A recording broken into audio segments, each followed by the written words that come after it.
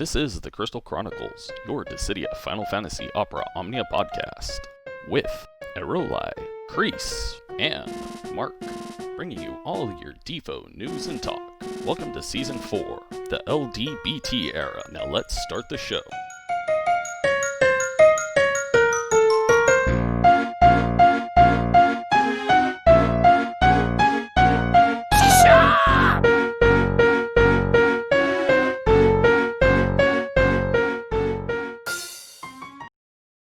Hey everybody, this is Mark from the Crystal Chronicles. Welcome.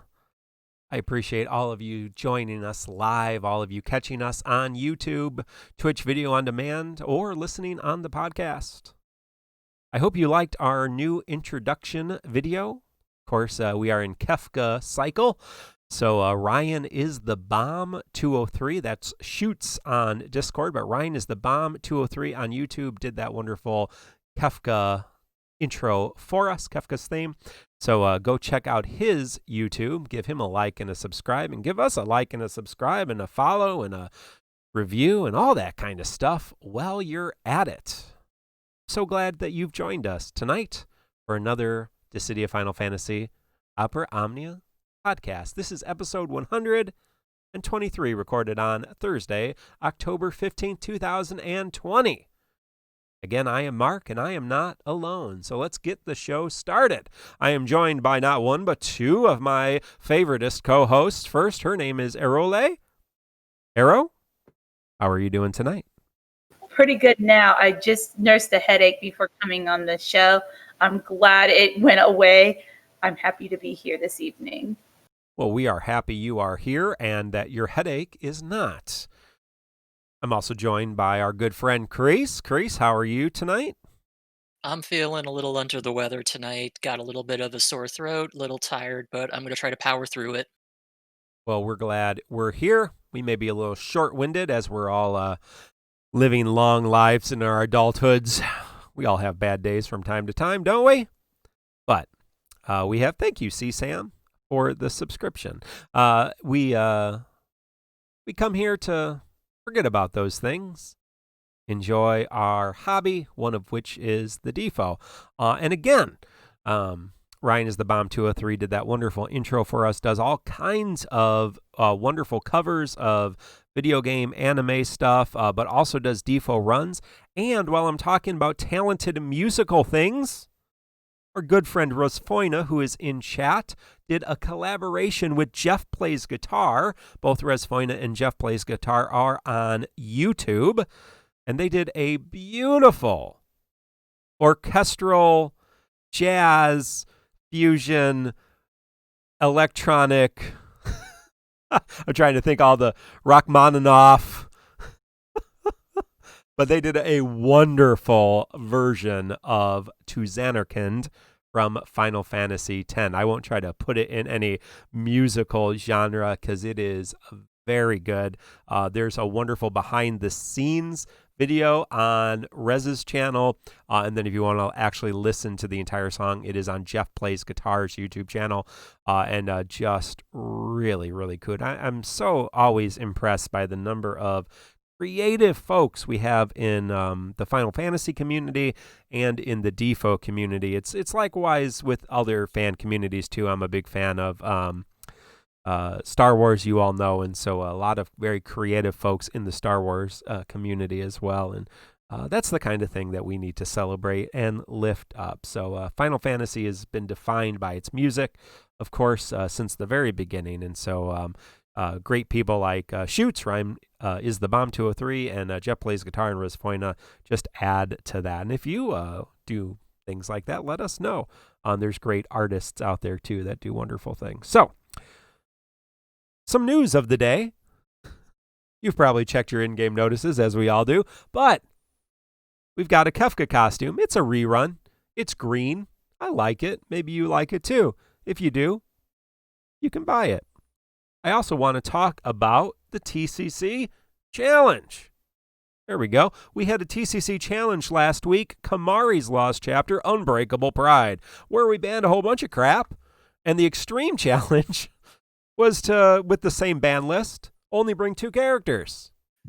The I'm fight gonna- was too easy with more than 2 characters. I'm going to share the TCC challenge. Oh, I still left near and far. Disregard that. That was my edit mistake. There was no near and far. But obviously, the people on the left are nearer to you than the people on the right. So we're still learning near and far from Sesame Street last week and from our raid, our Arden raid. So disregard that. But those are all of the TCC Challenge winners, and only MZ Pro 2 and Clay were from the Dystopia group were able to do the extreme because to our knowledge, there's only 2 characters that could do the 2 run with the bands that we included, and that's the 2 characters that are on the screen, Porum and Cater. They were able to do the 2 person run. So hey, sometimes we get that TCC challenge right. Sometimes we make it a little too challenging, and that may have been the case. So hopefully y'all have better luck in the Edward TCC challenge, which we are going to we already announced, but we'll share it there. So thank you all for participating, and check out all those wonderful content creators. They all have YouTube channels. They all do great runs. Some of them are just really great. I think we did want to shout out one of our folks, and maybe every week we'll try to do a kind of shout out to a content creator focused on runs, and that is Pikachu, as in Pikachu. Pikachu does exceptionally cool budget runs. And so you can go to DissidiaFFOO.com on pretty much any call to arms where it shows all the videos. Macnol has a budget run. So, just things that are, real cheap, no ingot investments, maybe not even fully realized EXs. And Pikachu's always right up there, always doing great budget runs. And so if you're looking to maybe save some ingots or save some gems and not pull for a while, Pikachu Games is who you want to check out on YouTube. And Pikachu, if you want to link your, there, Arrowley, I already got it for us. Link that in there. You can do that. But you can also go to the Call to Arms and you will find him there, believe me. Yeah, we want to kind of shout out one of our folks who does great content in the run department each week, and we'll try to remember that. So Pikachu's with us here. We'll share that as well. All right, so we also do have the second Autumn Festival #2 Chocobo panel missions. Mine are already done, so they're fairly easy. I think you got to use you remember who off the top of your head? Now, if you're looking to Aerith, definitely are on the list. Yeah, there was one other, Kefka, Aerith, and let me look Lise. here. It was not Lise. Kimahri. Yeah, so the Kimahri one may be one that you've already used, Tim. Yeah, clear 20 missions with Kefka, refine a ingot, a weapon ingot, Aerith, defeat 5 magic pots. That could take you a little while. You have to defeat Sahagins. Yep, which is in the co-op. Edit your stickers. So, I mean, clear 35 quests, use a support item, and clear with Kimahri 10 times. So, if you're not paying attention, there's a couple of those that you might miss. So make sure that you're getting in there. Yes, this same mic. This is my Snowball. There was somebody in chat is asking about my mic stand. The mic that I use is a blue Snowball, which is a great mic. Fairly cost efficient, good mic, but it's a stand mic. It stands, which is great when you're using a laptop. But as you know, I've upgraded to a tower, monitors, all that stuff. So I was down here, up here. It was not ideal.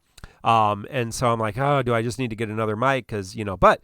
Our friend Black Nero on YouTube's like, they probably just make a stand for that, right? And so sure enough, Amazon has the blue Snowball stand, and I didn't even know the thing unscrews, and it's right on there. So, yeah, saved some money. It would cost like $20, and Amazon got it to me the next day. So, thank you, Jeff Bezos. And he's kind of a horrible person, but that's but savings is savings.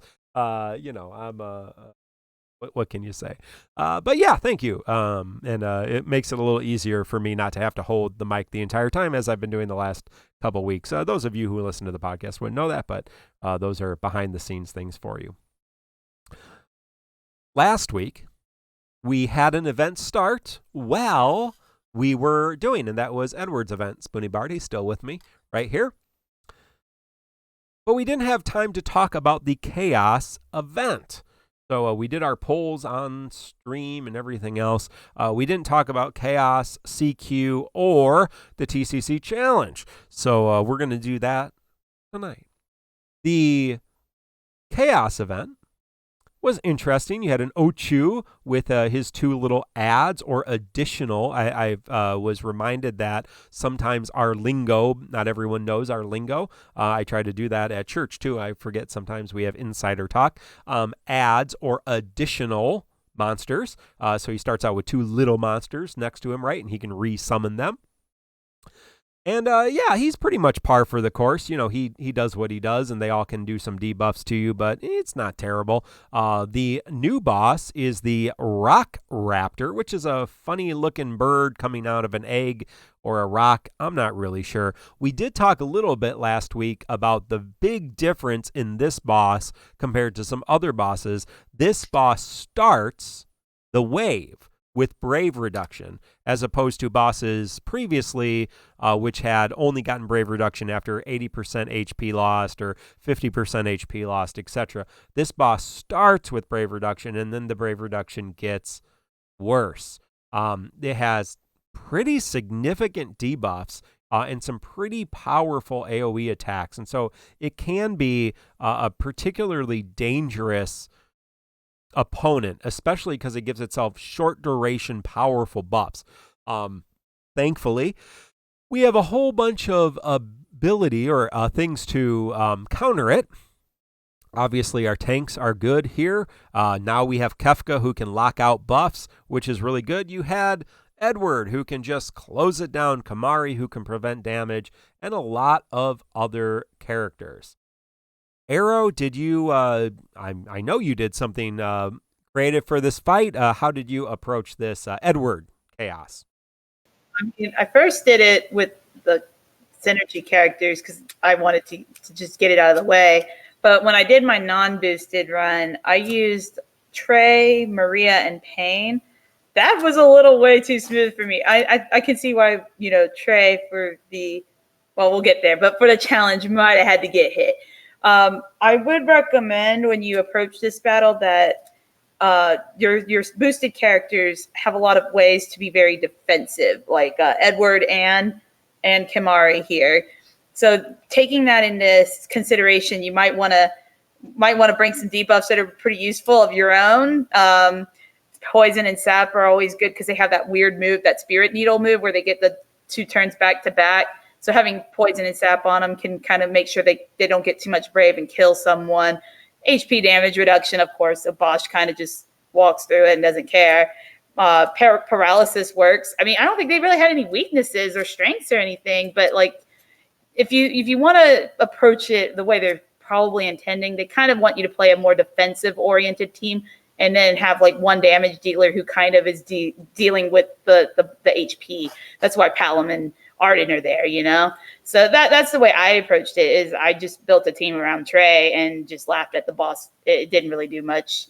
I don't know. So that's just the best way I would consider it this time around. And you can always check out Arrow at Laylee.com. I don't think that's probably your website. Laylee on YouTube. She's always doing. I've been trying to be better at sharing her runs because she always does really good creative runs there.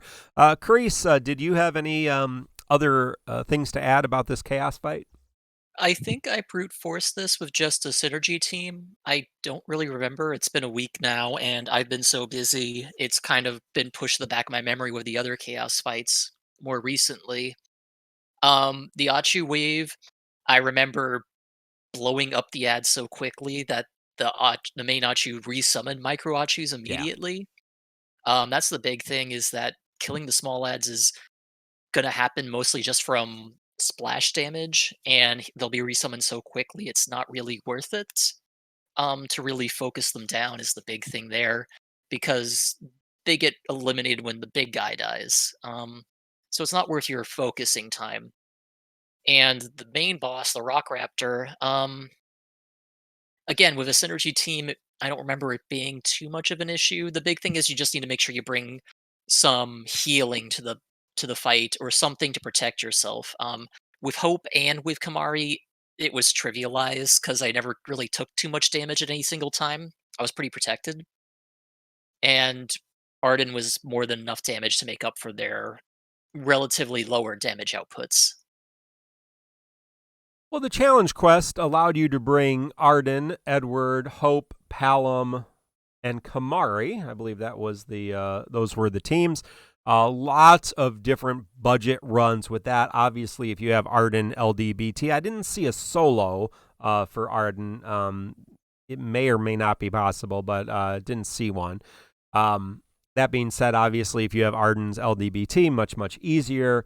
A lot of runs with Edward 35 only in the challenge quest. A lot of runs with, I did Kimahri LDEX Unrealized, Edward LDEX Unrealized. But yeah, I see quite a few, a Palom 35 only, Edward 35 only. So yeah, there. Oh, okay. Yoshi Pasta says I did an Arden solo. So So obviously Arden LDBT can solo it. But yeah, there's some other easy budget runs as well. So, not the CQ. Yeah, no, I'm talking Arden can solo the Chaos, but not the CQ, right? Because you don't get the friend unit with that. But yeah, we have a little bit of respite from from difficult fights for a while. Black Cloud tells me the Strago fight might throw us for a loop before we ramp up to Lefania here in a couple weeks. So, but yeah. I don't see any two-person runs. They were all 3-person runs. Pikajuice is saying you have to have 3 characters to perfect it. Okay, yeah, right. Because of the requirements, right? So yeah, that's how that works. That makes sense.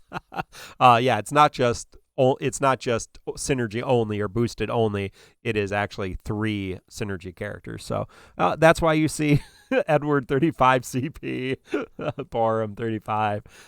So yeah, it's pretty not the most difficult fight that we've had for sure. But we do have a TCC challenge. If I can get it up here for this fight. The TCC challenge for Edward Love, the Melody of Courage, is banning the synergy characters Edward, Kimahri, Porum, and Hope. Also banning Arden, Eldnarsh, Amitatilian, Trey. Or no, that's 9. Excuse me. It's Trey and 9, actually. Oh, Trey and 9. Bosch, Efma, Desh, Gabranth, and Noctis. No burst mode. You may equip burst weapons. Obviously, Kefka's burst is not acceptable. His LD is not acceptable. EX only? Fine. We did rule on that. And the extreme. Same ban list. No friend unit. Chocobo or Spirit Moogle. And you may never have more than 2 debuffs affecting an enemy at the same time, which means Kefka would be somewhat useless. Unless you don't want to do half of his moves, or only keep his EX debuff on, or his skill 1 debuff on at the same time. But yeah, never have more than 2 debuffs affecting an enemy at the same time. Yoshi Pasta's commenting about Trey being an interesting ban. From what I recall, the reason I banned Trey is because he was sticking out pretty popularly in the use list for this fight, chaos fight. So that's the reason he got hit. He was actually pretty popular after the synergy characters. Yeah, we do use science to determine the ban list and then play testing. You may not think that. We pick based on popularity and also based on what we believe will be popular once we pick a ban list. Yeah. So that is the TCC Challenge and TCC Challenge Extreme. Remember, if you would like to submit your video runs, please do so to DissidiaInfo.com. That is our friend Macnol. And I know he appreciates the science by all of you wonderful people inputting your videos. But you don't just have to you can input your regular run, your chaos run, your challenge quest. All of that information is great information to be on the call to arms, because the more information we have, the more kind of over time information we gather. And Macno spreadsheets can do wonderful things because of that. So encourage you to do that. So that was last week's. Let's get to this week's, which is first, Autumn Festival Part 2. We have a new ongoing banner. Remember, because I am going to forget, I'll probably try to do it here live on stream. Every night or every day, we get a free multi-pull on a protagonist banner. So the protagonist banner has all the protagonists. Let me jump to it right now here in game if I can. It has all the protagonists from, let me see, from all the main games plus the side games, which would include Vincent, Zach, Ramza, Ace, Sarah. It does not involve Kieran, right? What's his name? The other Yuri. But yeah, and Shantota's main. But yeah, so those protagonists that are on the screen there, 1 through 15, plus Ramza, Ace, Leo. Oh, it does. Leo's from the protagonist from the Chronicles. Plus Vincent, Dirge of Cerberus, Zach, Crisis Core, and Sarah, Final Fantasy 13 2. So those are the protagonists. You can get a free draw every single night. There is no G token shop. Apparently, I don't know this for a fact, but I've heard some rumblings. Apparently in JP, they did have a G token shop tied to this because there will be, you will be doing 18 multis if you do it every day. So that would give you enough G tokens to maybe get a book or a couple power stones. So, yeah. So, Arrow, any thoughts on this? Any of these you're missing? Anything you're looking forward to, or just Power Stones? Mostly going to be Power Stones. I did pull a Vincent EX dupe today, and I'm so sad. I'm really only missing Ace. And I know this guy is going to avoid me again, but, it's good for Power Stones at the very least. So, yeah, I'm good with that. I always like getting more things that I like collecting, so I don't know. Other than Ace, there's nothing to be excited for here for me, unfortunately. If I could trade the Vincent to one of the many people who say they are missing him, I would definitely do so. Valorous is saying lots of Choco Blades. Lots of Choco Blades coming up. Reese, any thoughts about this? Disappointed we didn't get the Chi token shop? It doesn't really bother me at all. I mean, for the protagonist, the only EXs I'm missing at this point are Dark Knight Cecil EX and Lael EX, and I still have my Dimensions End EX shop that I could pull one of them from if I really wanted to at this point. Yeah, might as well wait till the end of the day and then, get the one you don't have. Yeah. So really, it's just a matter of Power Stones for me, for the most part, and for the 3 pull, has it been 2 or 3 pulls? I don't remember. I think 2. It's been 2 so far? It's been 2 or I've missed one. Okay. So for the pulls I've done so far, I think it's been a 1 and a 2 5-star pull. So I've gotten some I've gotten some Power Stones out of it, but and it may have been 3. Oh, it has been 3 so been far. 3, yeah. So it's been like 1, a 2, and a 2, I think. Something like that. So I've gotten some Power Stones out of the deal. Nothing exciting, but again, I'm getting some Power Stones. Ooh, are you guys saving 4 EXs and booking for an ingot? Summon Biscuits, I tend to save my EXs just for that. I'll only sell them after like a banner's done. But yeah, that's a good tip. Wait to sell the EXs after the 18 days, and then if you do get 4 copies of one, then you can combine them and save that to use an extra book if you need to. So there's what I've done. Yeah, go ahead. What I've done in the past, what I've been doing is I'll save one single copy of an EX and wait until my Power Stone supply gets large enough. And then if I want to, I'll book them for the ingots. I haven't had to do that yet because I'm still okay on my ingot reserve. So, and I still have extra EXs that are fully built up that are not realized yet that I could always do that with. So I'm not at that point yet, but I have them in reserve if I need to. Yeah. Yeah, I think that, I mean, yeah, you don't have to realize them right away, but you can, and I think you can sell a realized EX for 5 more nuggets, right? Yeah, you can. Yeah. So, yeah, it's not, Which is the reason I'm holding on to them. When I get to that point where I'm at like a critical threshold and I need the ingots, I can't always do that. yeah. No, it's nice to be able to take advantage of that if you're sitting on an excess of books. I would encourage you to, probably use the unique EXs first, but if you're not going to use that EX and there's a banner coming down like Furion, I don't have Furion fully limit broke. I'll probably pull on that banner or some other banner with Furion EX in the future. So, try to wait and save some Power Stones if Power Stones are an issue, which they're not always. Depends on how much you pull. All right. Well, there's also ongoing missions. They're event missions, so they are time limited, that allow you to get extra tickets for using protagonists in events. So you have to use each of the protagonists from Final Fantasy 1 through 7 to get all of the quests that give you tickets. I don't know how many. Is it 30 tickets total? Because it's be Warrior of Light, Furion, Onion Knight, Paladin Cecil, Dark Knight Cecil, Bart, Terra, Cloud, Vincent, Zack. So yes, 10 quests. You have to use all 10 of those characters. Is Zidane there too? Anyway, Zidane is there. I okay, think. Zidane is there, so it's 11. Okay. And Squall's there too, so it's 12. So yeah, there's so anyway, there's a number. You can just look in your events tab and see which ones there are. Make sure to do that if you're scrolling down and you haven't done a whole bunch of stuff.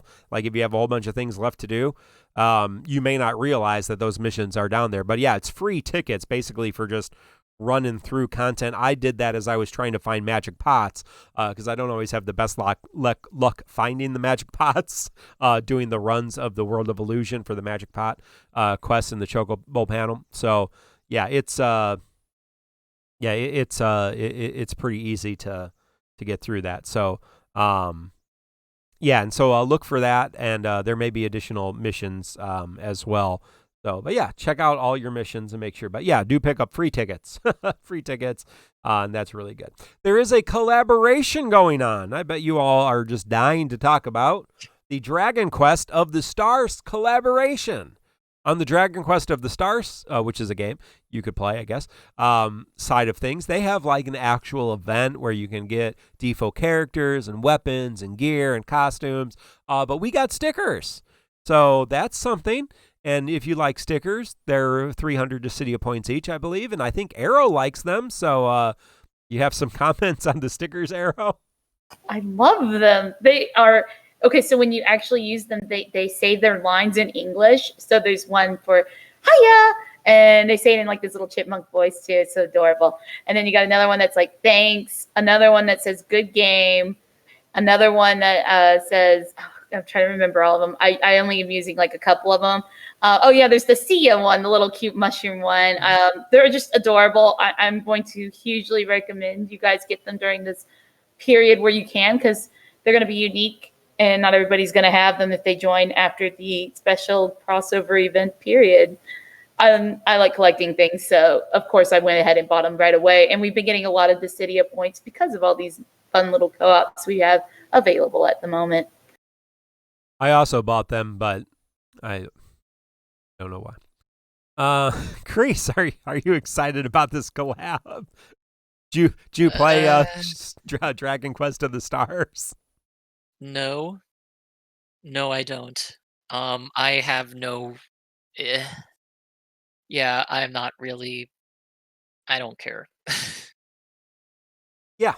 As you know, I do not buy all the stickers, and sometimes forget that they're there and forget to edit my stickers as I'm looking for. Oops, I forgot I pressed Arden's Brave attack instead of something else, or there you go. Well, that's not all. No, we also have a sale, and I'm going to put that on the screen as well. So we got the Kubo cards, we got all kinds of crap sales here. But the sales that are worth talking about are here we go, the exclusive discount chest sales, Autumn Jumpstart sale.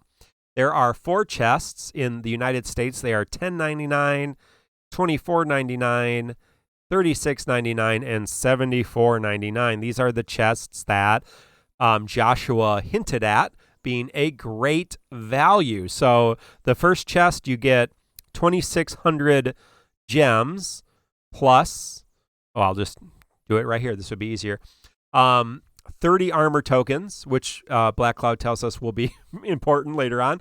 30 weapon tokens and 2 power stones. The second chest is 6,000 gems, 1 book or 1 ingot for weapons, 1 ingot for armor, 30 and 30 for the armor tokens, power tokens, and 4 what are those things? Power stones. There we go. Too many of the same words. The third chest is 9,000 gems, 1 of each book, 1 of each ingot, 40 of each token. Is that 8 or 6? 6 power stones and 30 feathers. And the $75 chest is 17,600 gems, 2 of each book, 2 of each ingot, 80 of each token, 12 power stones, and 60 chocobo feathers. So, thoughts on this? Arrow, is this a good value if you're looking to invest in the game? Do you think one is better than the other? What do you think? I like them. They're a pretty good deal. These are really nice exclusive seasonal chests we don't see too often. Personally, if I were buying, if I could afford to buy, I'd be getting that third one, because I always feel like the $36.99 deal is kind of like the best deal. You get a good value of gems, and I've noticed like it just doesn't quite add up to me whenever you go to the highest tier one. I always go to the one right below. To me, that's always the best deal. I don't remember where we did the math for it, but I think it worked out that way too. When I talked to some math nerds one time, which I am not. So I'll just take their word on it that it's the best deal, and I'm going to agree with them, because it just, I don't know. I just don't feel like I get enough extra to warrant paying over double the price for the next tier. It's annoying to me. So that's where I'm going to leave it at. Yeah, there are some conversations in chat. Obviously, these do not, those are prices in the United States. We've had many conversations with our friends in different parts of the world where the value per whatever unit of money that you have in your country is not always equivalent to what we are paying or what they would be paying in Japan. So, or in Brazil or in Australia, prices do not always convert appropriately. Yeah. I mean, if you want to spend money on the game, go ahead. I will not be. Well, I still think, I have been, everybody knows that I have not bought any of those, as you can see, because I was just showing them to you on screen. I have not been conservative in my use of books and ingots. I think everybody knows that. Pretty much of our entire group, I'm usually the one who has the least amount of ingots, because I'm the person with the most purple characters. Just because I just purple people haphazardly. That being said, I'm back up to 4 books and 4 weapon books and 9 weapon tokens, and I just did purple Kefka. So I'm not really sure you need it at this point, very truthfully. I mean, I can't imagine many of you have purpled as many characters as I have, or needed to, because, I mean, the only reason I do it is because I host a show, and so like to have these characters at their full potential. But if you are short, it's not a bad deal. I do think the best deal is the premium Moogle Pass, or just the regular Moogle Pass if you're going to invest. I'm at a lot more than 66 purple CSAM. I'm pretty sure it's a considerable number of purples. I'll check for you here. What's 5, 10, 15, 20, 25, 30, 35, 40, 45, 50, 55, 60, 65, 70. No, okay, yeah, Wow. just a little bit under 70. Yeah. So yeah, I'm right in there. It's too many. Yeah, it's too many. And lots of lots of LDs and BTs. But yeah, yeah, so it is what it is. If you're interested in picking up, I think those 80 armor tokens going into the new tier of armor, there's been some conversation that we'll have moving forward that the income of armor tokens does not increase, but there's a new tier of armor that you need to use the same type of armor tokens on. And so yeah, it's rough. Yeah, I could just did sell a the count, EX Mark. Plus. I'm at 53 fully realized characters, so yeah, you're way ahead of me. I'm about what Kreese is at. I think I might have one or two more than him. Yeah. You don't need that many to play the game at all. As Pikachu has shown us, you can play this game very budget. But like I like purple is one of my favorite colors. So purple and green. So I just I just like purple. Yeah. Well, there's also a co-op with this. You've probably already finished it. It's only a level 70. It dropped the same day as the Heretic co-ops, which is not great timing. Right after we had the horrific raid co-ops, which we're all done with, thankfully. But yeah, this Autumn Festival co-op just had a 70 and 100. Everybody is synergy, so it's fun. You can just go in with anybody that you want. I think I've already cleared out the shop except for the high shards, which, as you can see, they're fairly plentiful at this time. So I may do it a few more times just to collect them because why not? But you also do, instead of getting artifacts for specific characters, you actually do get the artifact tokens for claiming them at the artifact token shop. So if you're looking to score some artifact tokens in a better way than grinding the thing, the World Evolution thing, that may be a co-op worth doing as well. So, but yeah, they're real fast. I mean, you can squeeze out 5 of those co-ops in a 15-minute book without any issue whatsoever. The Cosmos is a little bit different, usually just because you run out of space in your inventory for artifacts.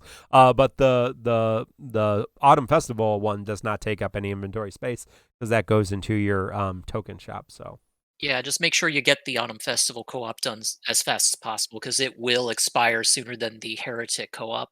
yeah, as of recording this, it is only 7 days, and the Heretic we have for another. It doesn't even say 8, 10 9 days. 10. Okay. Oh, 11.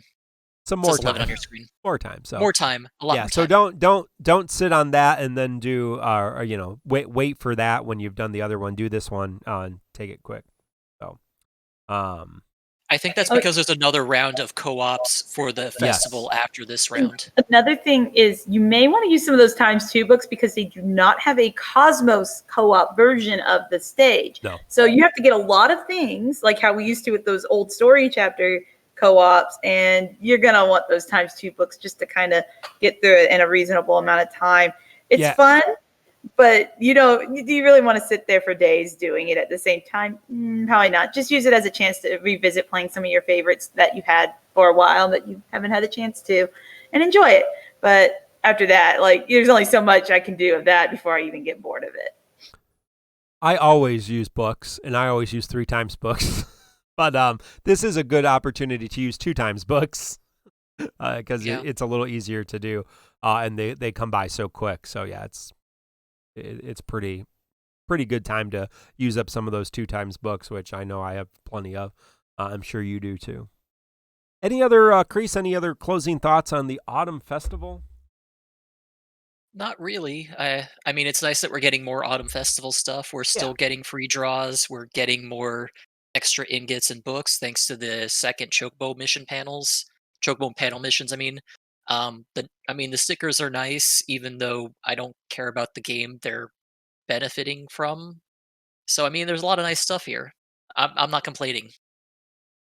All right. Well, let's move on from the Autumn Festival to where are we? To our event, our Heretics, Intercession of the Wicked. We didn't get any reworks, but we didn't get any new EX realizations. We did get some character boards, but we got Kefka's LD and BT weapons. So, Yeah. Priest, do you want to walk us through what those two weapons do? Because he did not get a rework. Yeah, this will be nice and quick because as Mark mentioned, Kefka did not get anything new, just the LD and the BT. So his LD is hyperdrive. He has 4 uses of it. It's an AoE, no, it's a single target HP brave plus HP attack that does 80% splash damage. The big kicker for it though is that it extends all of his self-inflicted debuffs by 1 turn, plus it turns all of his debuffs that are currently active on the target into inframed debuffs. This means that if he has all of his debuffs active, he basically inframes all 6 of them and makes it so that the enemies can no longer buff themselves. It also means no one can push his debuffs off, which is pretty nice because it means his HP attack disable and blind cannot be pushed off. It means his pretty strong attack down and defense down can't be pushed off either. So all in all, it means that he plays a lot nicer with other characters that put on much more minor debuffs. So it's a pretty nice thing. Says he can do it 4 times. It also means that he can make much better use of his Shrine, HP attack, disable, and blind debuffs to extend them a little bit longer, which is always nice. Again, a nice little kicker for his kit. His burst ability is Forsaken. It's an AoE Brave plus HP attack. The big thing it does, though, is the burst ability, which makes it so that all party members deal increased HP damage based on the number of debuffs on a target, up to a maximum of 30% increased HP damage. So, and that's if the target has 6 debuffs. So, if the target has 6 debuffs on it, then basically 30% increased HP damage as long as the burst effect's on. So it's a pretty nice boost to party HP damage for the 4 turns the burst effect's on. And that's all Kefka gets. It's pretty nice. It makes him a much stronger character. Nothing amazing, but it still brings him up to par with other burst characters that we've seen so far. I did not get his burst so far, but I've been playing with his LD. His LD is really nice. It helps for characters or for bosses that like to push off debuffs or like to cleanse in non-frame debuffs, so he's been working pretty well. I have not had any complaints about him so far. Arrow, any thoughts on him? I don't think you got his LD right. You just You did pulled the free hard pull for and walked Kefka, away, right, Arrow? I mean, no, I did the free pull and moved on. I did not get it. Those 2 free pulls, I'm okay with that. I did put some tickets though on one of the banners because I was missing an EX on it, and I didn't get it when the tickets I was willing to spend. It's cool, but I don't know. My biggest beef with Kefka is that he eats those 6 debuff slots. It really limits what you want to do with him. So it's like, oh, I could stack debuffs. It's like, but then it's really hard to do. You'll have to use frame debuffers to help. And then it's on the other hand, it's like, well, then you're missing out on other debuffs from Kefka potentially. It's just very difficult. At least the boosted characters that are with him overall do work very well with Kefka because they don't do debuffs of their own and they tend to boost his overflow and damage because they provide attack auras and an eye brave region, that kind of thing. So at least they did a good job with that. So some of those characters you saw like Aerith and Lise and Freya, those are excellent characters to consider with him. Though one of them obviously is pretty outdated. But I mean, if you want to, you can use Lise. I don't know. I'm just not a fan. Even if he wasn't a villain, I just hate this kit. I know those people who have done great things with Kefka. I'm not a fan. It's not for me. But if you went, man, it would be so great to inflict 6 debuffs with one character, and I've got some ideas like of who to play with him. Go for it, because I mean, I can't deny results, and he's done put in some work in people's rosters. I'm just gonna leave it there. Yeah, his his debuffs are particularly potent.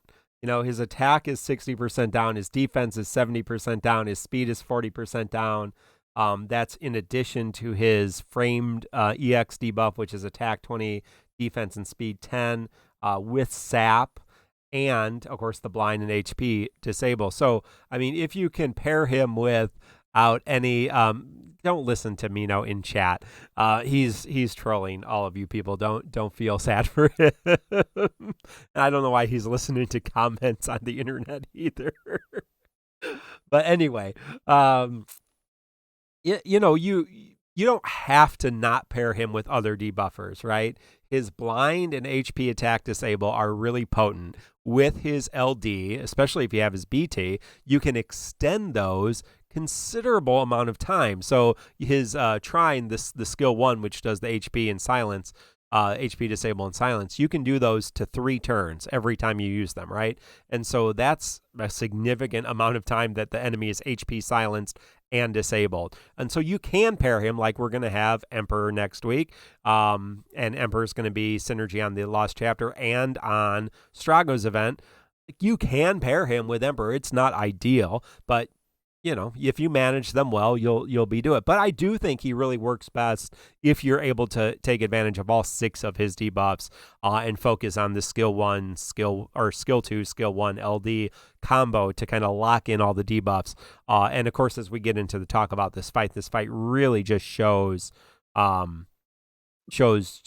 well that can work, because you fight all bosses that buff themselves up, and so they're completely shut down when they can't buff themselves up. But I've enjoyed using him. I didn't really ever using him for during his EX or EX realization. I've had his EX for a while, but I've never really used it. And so I'm enjoying using him kind of for the first time, and kind of managing the strategy of, when do I want to use it? But I really think the priority is HP disable and blind. So, I mean, you want to try to make the most use out of those and make sure that those are framed going into potentially potent AoE attacks, potentially potent HP attacks, or just a barrage of physical attacks that might miss because you got 50% chance blind for 3 turns. But yeah, the HP silence or HP disable is really the most potent thing. Yeah. I missed something, actually. I wanted to also mention is that Kefka's burst effect is very, very good, but it lasts for 4 turns. Kefka is an extremely fast character, even if you try to get rid of all the speed, buffs that he gives himself and everything. So it is something to be mindful of. You need to do a lot to take a good advantage of it, because he's going to just eat through those 4 turns so fast.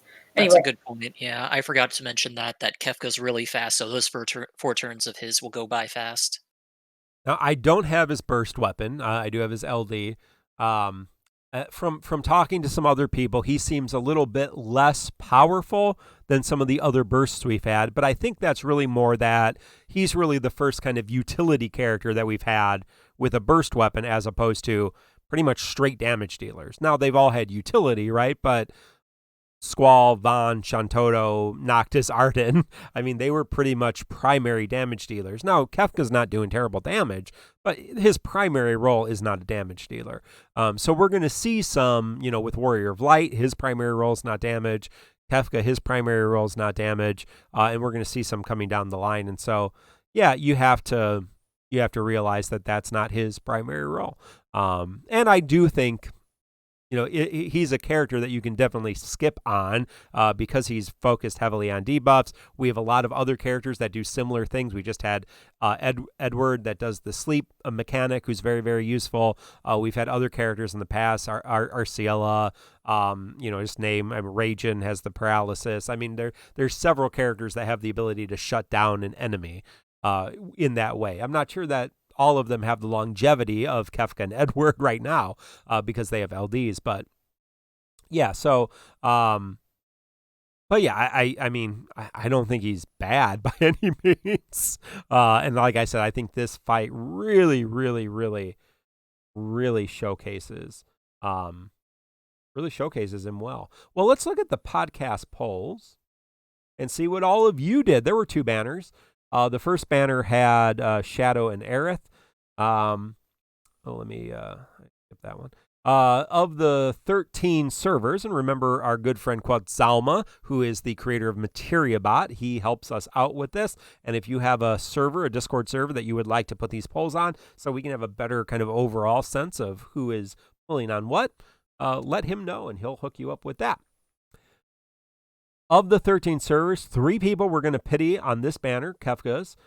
BT, 10 we're going to pity as LD, 1 using gems, 77 tickets, and 140 skipping. On the other banner, which is the one I pulled on, Freya and Seymour and Lise, 6 we're going to pity, 6 pitying the Beer Burst, 13 pitying the LD, 6 using gems, 96 tickets like myself, and 115 skipperoonies. So yeah, I think that's fair.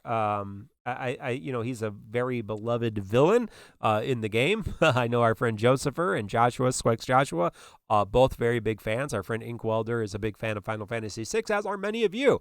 And so, I don't think you're going to feel sad about picking up Kefka.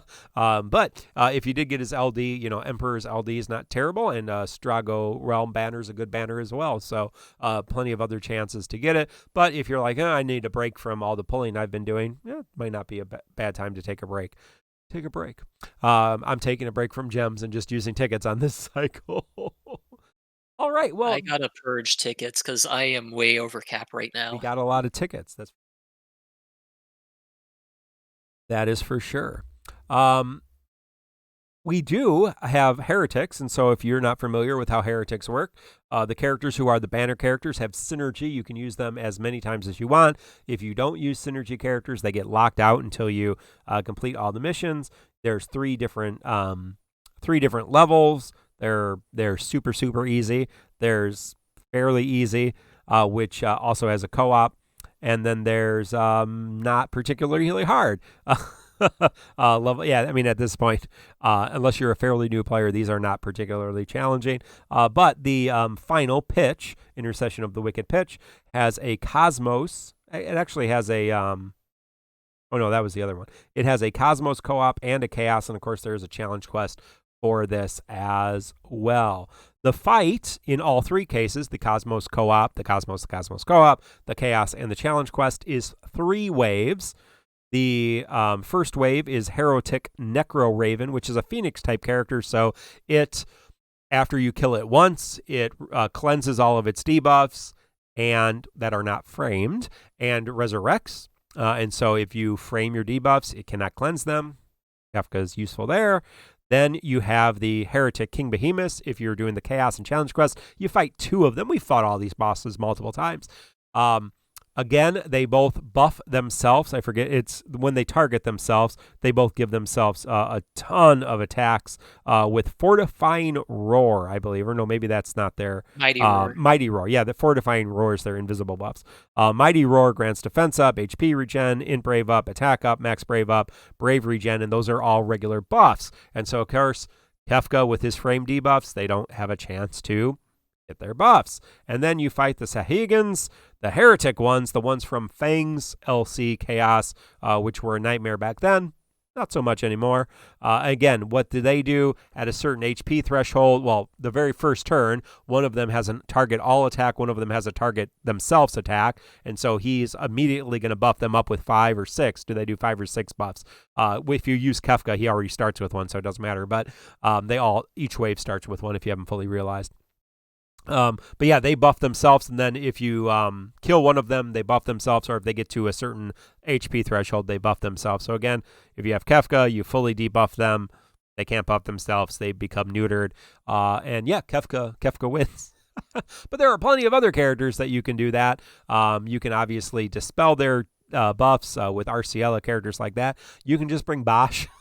like anything. You can just bring Bosch and Edward, and they just kill them.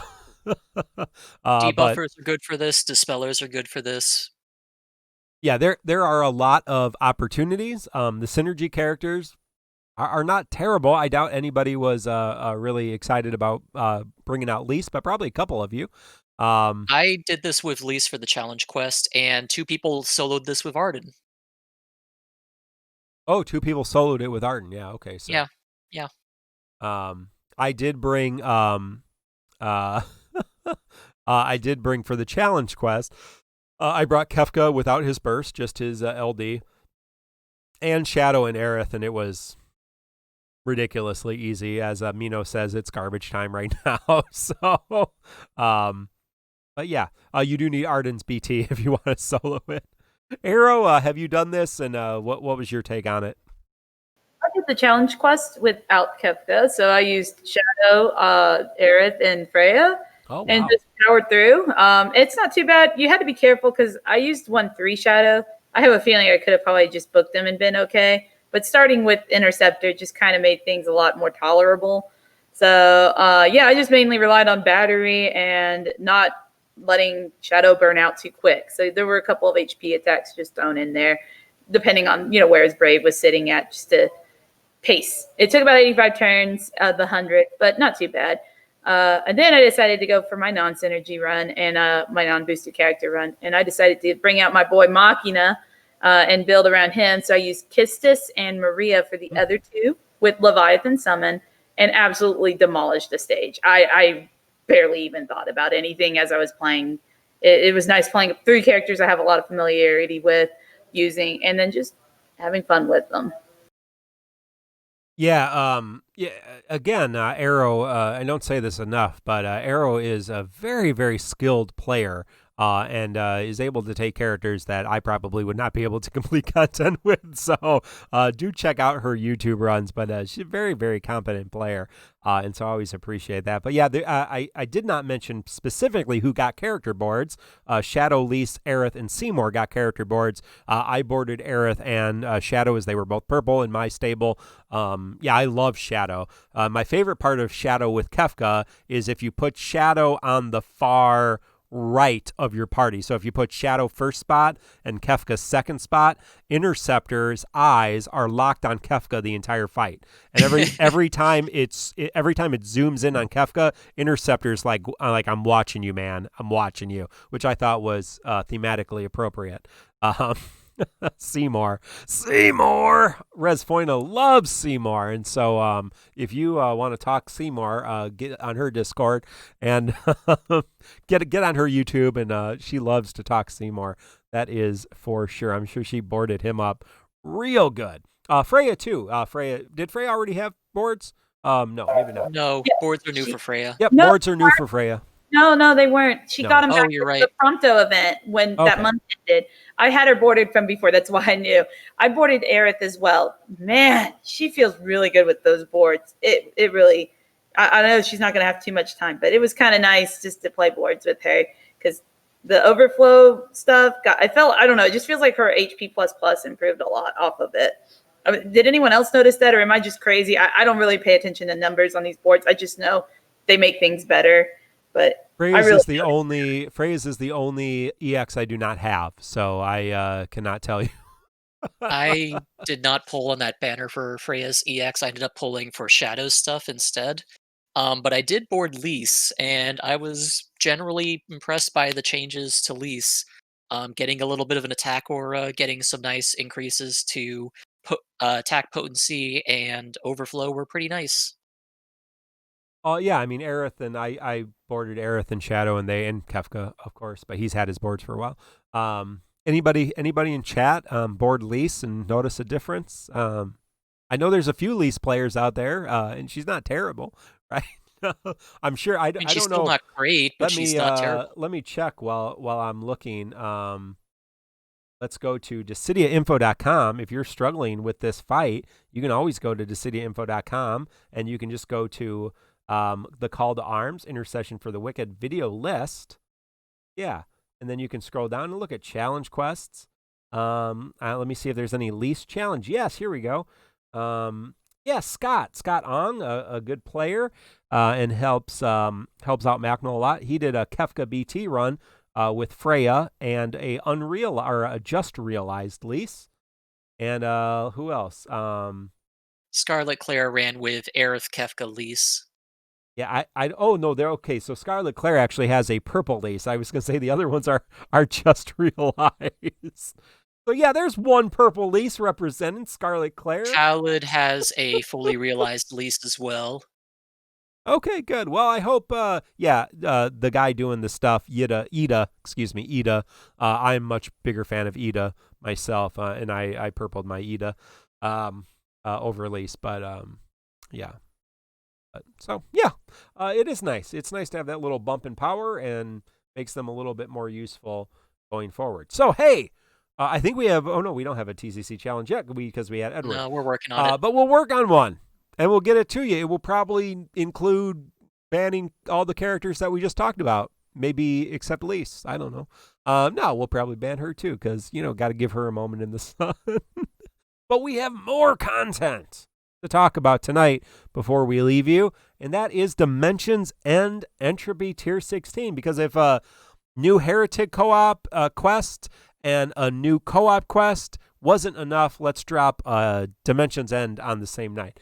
I like when they just drop huge amounts of content in the same time as opposed to spreading it out. Makes it much more, then I get to choose. It puts the power on me when I want to do it, not when they decide when I do it, right? So that's my hot take. That's my glass half full take on weird content drops. So Dimensions End Entropy Tier 16. You may be familiar with it because you have probably done it. And you probably found it a little bit easier than Dimensions End in the past. Now, TonberryTroupe.com, our friend Vane Novus and the entire Tonberry Troupe, Teleute and Dreamy, and Inkwelder, they all did a wonderful walkthrough of Dimensions End Entropy for each tier, and they have a wonderful infographic. But go to the website and check out the full run. And our friend Black Nero on YouTube has a wonderful walkthrough video of Dimensions End Tier 16 and all Dimensions End Entropy. So check out those two resources if you are struggling. But let me walk you through if you don't want to listen to them, because you're listening to us. Thank you. Let's walk you through Dimensions End Entropy Tier 16. It is a 5-wave chaos fight. All of the enemies are resistant to target lock, which means your folks who lock, like Warrior of Light, Bosch, who else locks? Other people who lock, Snow, Zach, they cannot use their lock power, and so that can hinder them. Although doesn't really hinder Bosch very much. They have some elemental resistances, so you do have to be aware about that. And they do some significant HP damage. Every single wave can do some debuffs and HP damage. So the recommendation is to have some kind of damage mitigation. Even though you can't bring your lockers, you can bring other types of damage mitigation with some significant damage yourself, because you do have a turn requirement. Turn requirement is 100 turns, so you need to have some significant DPS to get throughout that. Damage, DPT, if you want to be in strategy, damage per turn, DPS damage per second. That's not how the game works. It is damage per turn in DFFOO. So if you need to have some good damage. So wave 1 is Ghost Brothers. There are 3 Ghost Brothers. You know these guys and love them. You want to kill them kind of all at the same time, because if you kill one of them first, they go crazy and get super powerful. They are weak to holy, resistant to dark, and they do inflict the defense down. Not as much HP, or at least we're doing more damage than maybe we have in the past, so they didn't seem too bad. Then we have the Ankh Beasts. And remind me whose chaos the Ankh Beasts are from. You remember? Fran, yep. Yes, thank you. Fran's enemy, the Ankh Beast, they are weak to thunder. They fly and get high stats and get that frame buff because of it. But they don't get the instant break like they had in Fran LC, so that's good to know. As long as you keep them broken and heal up after their attacks, you'll probably be okay. But they also do defense down and speed down, so watch out for those debuffs. Then, for me personally, the most annoying wave was the mob wave, kind of in between regular monsters wave, which was the Brain Pan, which is the big funny looking clay thing, and then 2 Cum-Cums, which look like what's his name from Thundercats.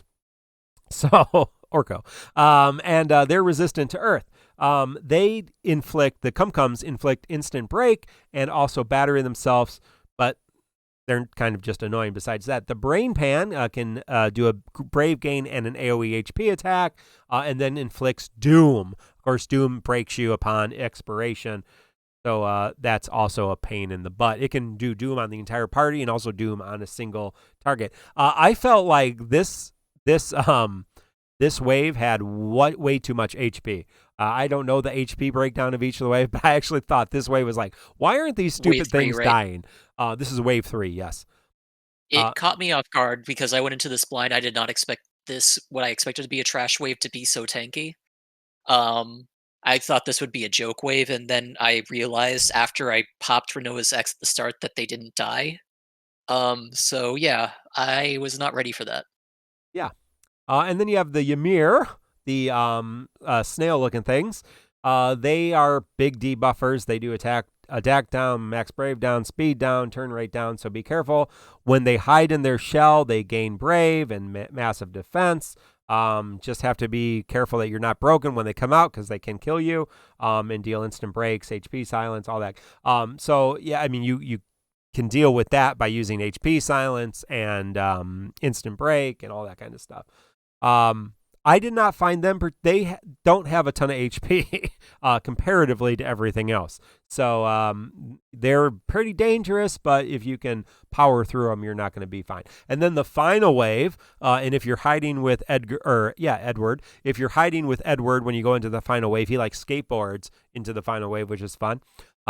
There are some possible glitches too if you're hiding, because there's no running animation when Edward's hiding. So, but one of the videos that I saw had him kind of like skateboarding straight where it was pretty funny. But yeah, the Demon Wall. We've fought Demon Walls before. They can be launched and they can delay you. It can delay you. The weaker it gets, the faster it becomes. Obviously, it can also cleanse your generic buffs. Its recastability is particularly damaging as it gains Brave, does an AoE Brave attack and an AoE HP attack. Yeah, don't get broken if from its recastability, or it will kill you. Yeah, you can, of course, have HP Brave damage reduction to help you. Blind, sleep, silence, turn delay, all that kind of stuff will help you from there. The two most overall used units in this, looking at the various data that we have in front of us, definitely Arden and Edward. Edward can shut down a lot of things. Arden's doing crazy damage. And so if you bring those two characters, you're probably going to be okay. I actually brought Arden, and I brought Kefka and Renoa, and pretty much steamroll through it quite a bit. So Kefka can really incapacitate all of the waves, again, with his debuffs. So I thought he was a really good pick here. Obviously, Kimahri and Edward. Leon you can use really effectively here as well. The Leon you can use in quite a few further tiers too as well. So he's pretty good. So yeah, that was my team. My team was Arden, Kefka, and Renoa. Arrow, how did you approach tier 16? Used 9, Maria, and my Squall. Finally, got around to using him. It wasn't that bad. 9 kind of ignores a lot of the stuff going on, and the HP attacks, the most dangerous ones, are pretty choreographed to you. So it's pretty obvious when to use the LD ability when you need it. The only thing I did was I wasn't quite aggressive enough with my Squall and Maria. I had a lot of skills left over, but I still beat it. So, I mean, that's really all that matters at the end of the day. I would say if you have 9, this is an excellent tier for him because he doesn't use target lock and he has a nice party shield. And if you for some reason have him like me, I think he was kind of my MVP there. So I liked him a lot. He was very useful here. Yeah, no, I just wanted to say a couple things in chat. I don't know how to say this person's name. Kleinact? I don't know. How do you say that? Give me a sense of how Klee in ADC. I don't know. Used Arden and Edward as a duo. I think Arden can solo this with his BT. And Infamous Element says Galuf, Kefka, and Rosa. So, yeah, why not? Kefka does well. Kimahri works really good here too. And Retro Gamer Dad is saying, how built does Leon need to be? 3-3, I would think, to bring your Leon. You want to have his gear to bring him into these later tiers. Yeah. Reese, how did you handle this, or have you yet? I brought a pretty strong team to this. I brought Arden BT, Renoa LD, and Kimahri LD, and that was more than enough for this. Like, yeah, 3 LD characters was just plenty. Yeah, this is a great tier for Kimahri with his damage mitigation. He really shines here. So if you did pick up Kimahri, or if you did pick up 9, as Arrow is saying, these are great tiers for both of these characters. But yeah, some of your other characters who you haven't used might be nice to do it. So, how many tiers? Ray Kai is asking, how many tiers does Dimension End go to? It goes to 20. We know that from Japan. This Dimensions End Entropy ends at 20 tiers. And then we will be getting into Dimensions End in Japan. It's called Transcendence. Who knows what it will be called here? But there's a new type of Dimensions End, more powerful, basically a Lufania difficulty. So the last 4 tiers of Dimensions End, for those of us who've been playing a while, are going to feel a little bit easier because we're going to get these LDBT characters that you don't really need to beat Dimensions End. But then you get into Transcendence, the next tier of Dimensions End, and it kind of resets. And I think burst characters have synergy. Is that how that works? We'll talk more about that later. But anyway, kind of Lufania difficulty. Dimensions End, much more difficult, much more challenging to come. So when this ends at level 20, tier 20, you'll get a new one. And Lufania is just around the corner with Warrior of Light's introduction in the next cycle. So good luck.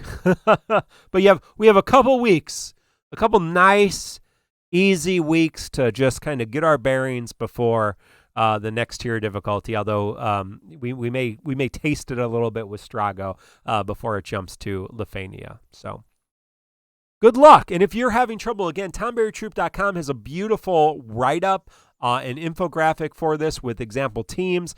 Our friend Black Nero on YouTube has a wonderful video worth checking out. And Macnol has some resources there as well. So plenty. We need better things to do with our channel points. Oh, okay. I could look at that and do better things with our channel points. Like make me pull with tickets, right? 6,000. Some people do that. Make me pull with your tickets. No, not at all. That's a terrible idea. Where are we? So, Priest, I'm gonna do my free multi. If you haven't done yours yet, I did my free multi. I got 2 EXs. They're dupes. I also have pulled, and I got a dupe Ramza. So Ace continues to hide. He's probably mad at me. I used Machina recently. I think that's going to hurt my chances for it, but okay. Yeah, 5D. Yeah, right. Yeah, that's why I don't go into the. I think Machileno, our friend Machileno, who's a streamer. Oh wow! Oh, sorry, Arrow. I apologize. I got your Ace EX. Stole it from me. Ace and Titus. Titus, one of the best EXs in the game. I have them all, so it doesn't matter. All right, Kreese, are there any conversations, discussions? Sure, we have some questions that are worth checking out. Let me go back and look at them. Some Call Me Brian asks, with Lufania coming soon, are content creators willing to record their runs of the Lufania difficulty and not Chaos anymore, or will they record both difficulties? And more a question for me, Macnol, me and or Macnol, will Call to Arms be adjusting to accept both runs or one or the other? So I don't want to speak completely for Macnol, but from what I remember us discussing in the past, Call to Arms will be shifting more to focus on Lufania difficulty once it arrives. I don't know if Macnol plans to continue accepting Chaos difficulty runs with the shift. That'll be a question more for him, and I'm sure he'll have more details as we get closer.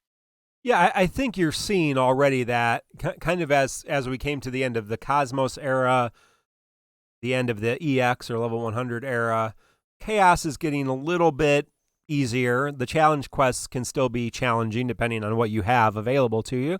But yeah, the Chaos fights are still a little bit easier. So It will be interesting. Arrow, I'm interested in your take on this as a content creator who actually records runs. I don't tend to do that because they don't get views. But I'm joking, but it's true.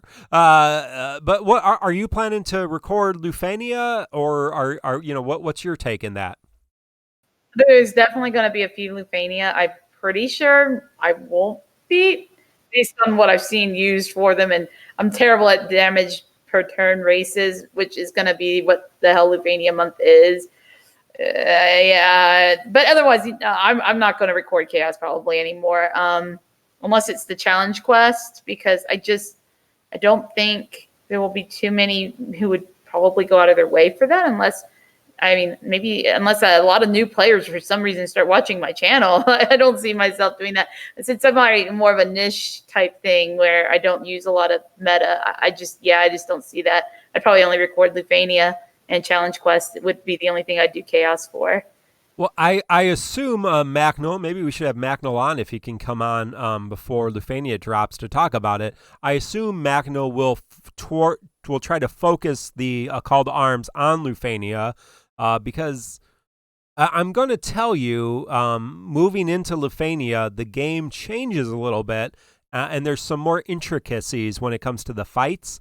First of all, you have the Lufania orbs, but then you get new things introduced, the calls, EX and LD calls. And so there's some different layers that we don't have, and the fights get harder. So I imagine there's going to be a lot of people watching Lufania runs, especially early on. Most people who have been playing a while aren't struggling with Chaos, so they're probably not watching as many Chaos runs to figure out, how can I beat this? Unless it's a real budget run, a challenge quest run, a solo run. Those seem to be the most popular kind of run videos. But I imagine when Lufania comes, it's going to be much more challenging, and we're going to have to fine tune the TCC challenge to Lufania to kind of get a sense of what that feels like. So, yeah. Is there any other questions? Sure, there are a couple more. Next question is from Star Shadow, who asks a very loaded question, and I think it's a poorly phrased question. So, Star Shadow asks, would you say Kefka BT is the first BT worth not getting? Or the first BT not worth getting? And I would say that's kind of a weird question to ask, because no BT has been required so far, and we've seen that no BT has been necessary to beat any content, and the same's true for Kefka BT. Was Vaughn BT? I would argue that. Sorry, I'm struggling over my words right now. None of the BTs have been worth getting, in my opinion, so far. Like, none have been worth pitying outright, unless you desperately wanted them just for favorite character's sake. Yeah, looking at the call to arms, everything has been cleared. Every challenge quest, obviously all the chaos, but every challenge quest, every chaos has been cleared without a burst weapon.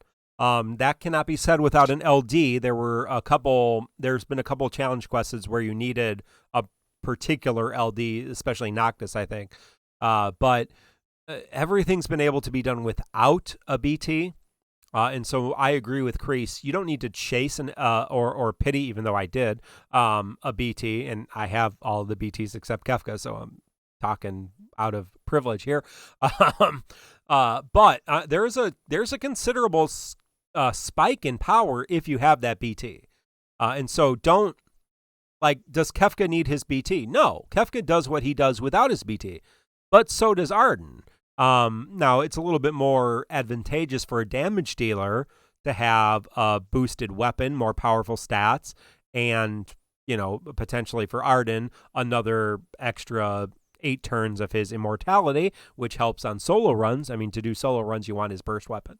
But, every burst weapon is an entire another summon phase. Every burst weapon gives additional effects. Every burst weapon gives other stats. So, do you need it? No. Is it nice? Yes. I think that's the simple. I want it too.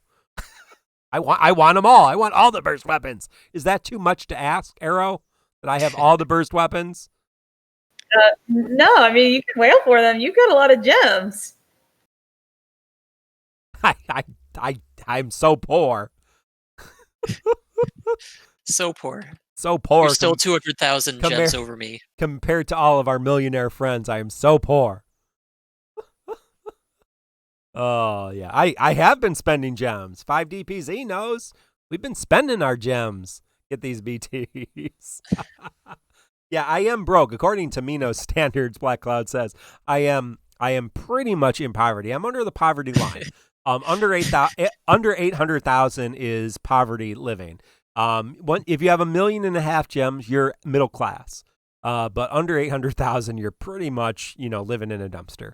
So, yes, but the average player who has, 10,000, may disagree with that. Let's do a silly question next.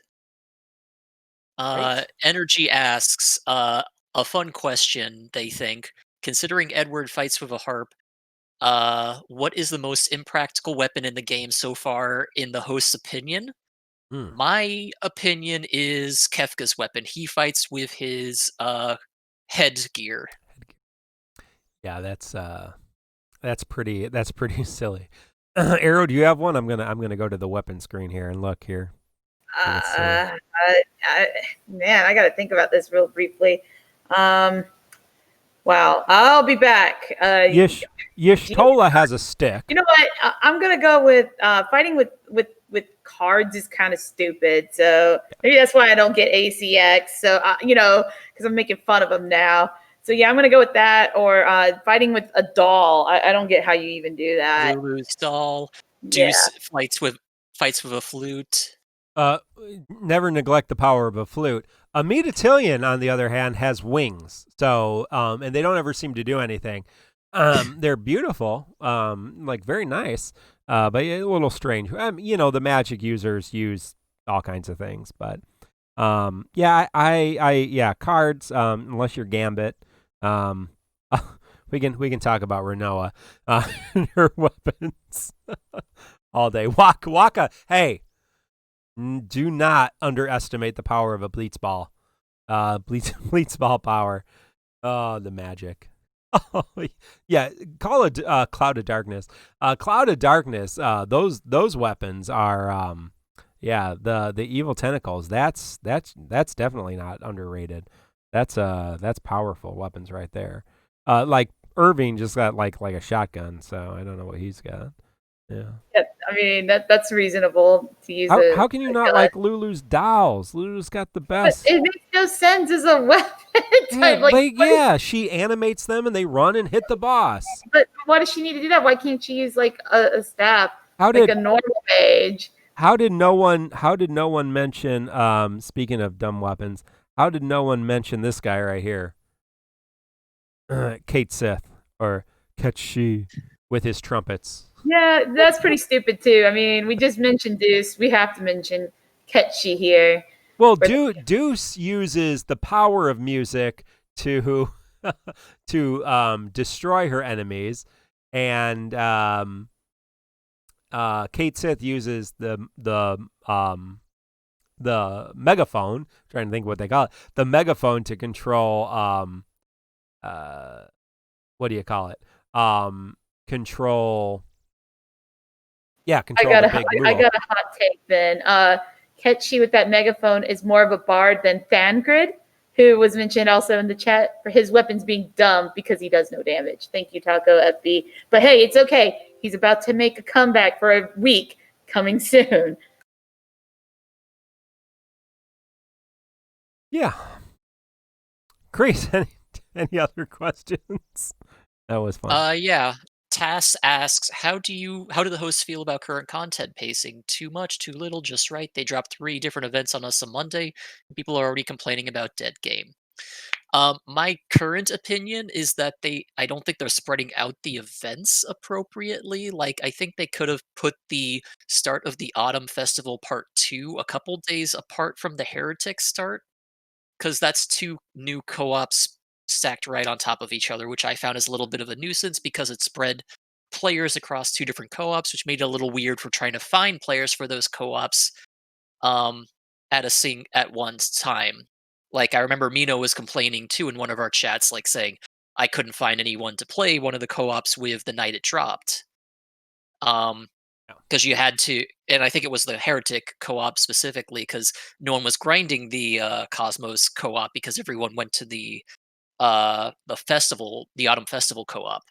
So I think maybe it was maybe I wasn't talking about Mino. Maybe I must have mixed up people then, Mino. Sorry, it must have been the wrong. I must have mixed up people.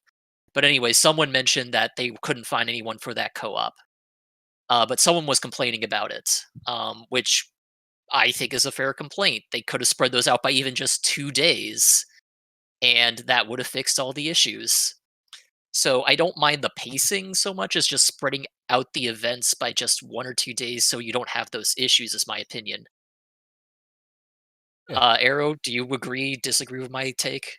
I actually did the Heretics co-op the first night it dropped. I didn't have problems. I actually had problems when I tried to switch to the other one, the EX co-op. I could not find people to clear it with, so I actually went and farmed it by myself for the first day. I haven't had problems since. So I think what it was is, there was just too much content drop at once, and people just, some people went over one way, some people went over another, and I don't know. Maybe they should have put one day and then dropped the next thing maybe a day or two later, and it just would have been a little bit smoother for everybody. But I think what they were trying to do is just to have only the chaos co-op kind of be the main co-op on purpose, because they knew people weren't going to enjoy it. It's like they knew, so they just made sure that was all you had to focus on for too long. But I still think it would have been nice had they, dropped something on Sunday and then maybe waited another day and dropped something on Monday or Tuesday, and that probably would have worked okay. Yeah, I've always said I found the pacing of release a little strange, where we have 3 different events drop in one night, and then we'll have 10 days without something. That always seems weird to me. But again, if you kind of pace it for yourself, it's probably not bad. And I mean, the last month or so, I felt really good about, I've been pretty much focused on this. At the end of last month, of course, it was kind of dead, and you look for other games, but I mean, for the last couple weeks, I've been busy with other things too, not playing a lot of games, period. But I felt like it was a reasonable pace. It may slow down here at the end of this month again, as we draw to the end. But yeah, it's kind of weird to have multiple co-ops drop on the same night, just because it does kind of crowd the shop. But the Autumn Festival co-op, you could finish in 5 runs. With a book, so I guess that's not the end of the world. Again, it's just splitting the player base between multiple co-ops. Right. Yeah, that was my biggest issue with it. Is I've had periods of time where I'm looking for players for one co-op, and I will go 5 minutes with not finding anyone, which is a nuisance. And these are like 2-day-old co-ops. They're not like old content. We'll do one last question, and then I think we can call it. X, who's going to give it to you, asks, this is a question that is only of relevance for them for the current cycle. Their JT playing friends have told them life becomes much easier if you invest in the flagship character for each cycle to obtain at least the LD for that character. It will be synergy for the subsequent 3 weeks banners.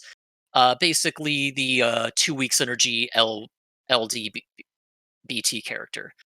They have 0 interest in Kefka, and they know they won't be using them unless they have to, basically for challenge quests, where the host's opinion on polling for that character for the utility of challenge quests if you have no intention of using them outside of that kind of content.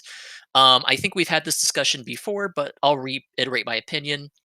I am pulling for all of the 2-week synergy characters just to make the challenge quests easier on myself. It is a guaranteed character who will be effective for 3 of for a minimum 3 events, possibly for more than that if they pop back up on synergy for events later on, which they're popping up on events later on. So it's a safe bet to invest in them. They come back. These are all mainstay hero/villain characters. They will be useful. Like, I'm using them in Dimension's End. I'm using them for Abyss. I'm using them somewhere else. They are characters that I feel are worth putting the money towards. I know Arrow is not of the same opinion of me because she does not like villains and she skipped both Arden until someone dropped a lot of money and she's skipping Kefka. But I'm pretty sure Mark's in agreement with me too. So, Arrow, opinions? Well, if I was in this person's place and I really wanted to complete the challenge quest, but I was okay at the same time skipping someone, just try with tickets if you've got some. I mean, we're getting a lot right now. So, I mean, if Kefka, you really need him to beat these challenge quests, is it a big deal if you use tickets? If you don't get them, it's not the end of the world. But if you do get them, you might wind up also along the way with a bunch more EXs for characters you don't have. So I don't know. That's what I would do in this case is just ticket. But personally, I only pull for characters I like. And yeah, I was going to skip Arden. I was using budget Arden with the LD until, yes, somebody dropped a lot of money supporting us on the show. So thank you to that person. But otherwise, no, normally I probably would skip. And soon we're going to have much easier time with challenge quests once we get the C80s. And then, like, you might not, I don't know. I just noticed that you don't need as much investment. So hopefully it will get easier and easier as time goes on. Yeah, well, I've always been a big fan of investing in the protagonists in this game because we know they're going to come back around. They always kind of read the main protagonists and antagonists. They come back around more often. They have another tuning pass more often than other characters. So, yeah, I think they're good investments anyway. Obviously, you can use them. They have synergy for everything for 2 weeks, which means co-ops, which means challenge quests, which means chaos. You know, I think you pick and choose which ones you want, and those are the ones you use gems on, and which ones you're okay without, and those are the ones you use tickets on. But I am planning to pull on, I am always capped on Dissidia points. Mino says I'm capped on Dissidia points. I'm always capped on Dissidia. Yeah, I mean, I think I mean, I'm going to use gems on a good chunk of them, and the ones I don't use gems on, I'm going to use tickets. I used tickets on Kefka, and was able to get his LD. Did not get his burst yet, but I'm going to probably use tickets on Emperor and on Strago Realm, depending on if I get Kefka's burst. If I don't get his burst, I'll keep using tickets probably throughout that cycle because the next couple cycles, it's all gems. So. Yeah. All right. Is there anything else? I think we can call it there. There are some more questions, but they're not pressing, so we can wait a little bit. We will save them. Well, looking ahead, we have Emperor's Lost Chapter on the 18th, Strago's event on the 22nd, and the last Monday of the month is the Squex Community mobile stream with Joshua and Glacy. And so, yeah. Look forward to that. We'll be here next week with, what do we have? Do we have both events? Yeah, Strago will drop, right? Or does it drop the day before? Does it drop on the 21st or on the 22nd our time? It drops on the 22nd. Okay, so that is the 20th. So it'll be dropping as we record. Okay, so yeah, so either way, next week we will most likely talk about Emperor and Strago and Realm, as there's a lot of Realm hype, and you can check out Black Cloud's new video about Strago and Realm banners, so check that out as well. But this has been a great episode. Thank you all for joining us. If you want to connect to us, of course, like, subscribe, ring the bell for notifications. If you're on YouTube, if you're on Twitch, we appreciate your subs, likes, follows. If you're listening to the podcast, thank you for subscribing to us on whatever podcast service you use. You can learn more about us at tccpodcast.com or go onto YouTube and get all of our links, including our Discord, Facebook, Twitter, all that kind of stuff. We do record live every Thursday night, 8 p.m. Central Daylight Time, which will change here pretty soon, so be careful in terms of where you are in the world, because it may be an hour different than it was. Also, on our notes now in the podcast and on YouTube, all of the links to our friends. There are so many. Obviously, Kreese, Arrow, myself, Mino, Inkwelder, J.A, Jinli, Magno, Quetz, Strafe, Dreamy, Jinli, HaateXIII, Ryan is the Bomb 203, Black Cloud, Shara, Ricky Shu, the entire Tonberry Troupe, Dreamy, Teleute, Novus, and just a shout out to our good friend Pierre. All of you who make this possible, we thank you. And so a lot of those links and some other links down below to check out all of our friends in this. So, hey, this has been episode 123 of the Crystal Chronicles. We'll be back next week with Emperor, Strago, and Realm Hype. Until then, I wish you all the best of luck. May all of your tickets be bursts and all of your chaos be easy. Until next time, friends. Goodbye.